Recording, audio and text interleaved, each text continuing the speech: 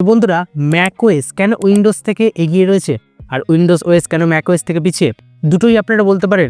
অর্থাৎ আপনি যে কোনো বড় বড় ব্যবসায়িককে দেখুন বা রিয়েল এস্টেট বিজনেস যারা করছে বা যে সমস্ত বড় বড় কোম্পানি এখন তাদের যে স্টার্ট আপ করছে, সেখানে যে সমস্ত ইউজার বা বিজনেসম্যানরা রয়েছে তারা কিন্তু ম্যাক ওএসকে বেশি প্রাধান্য দেয়।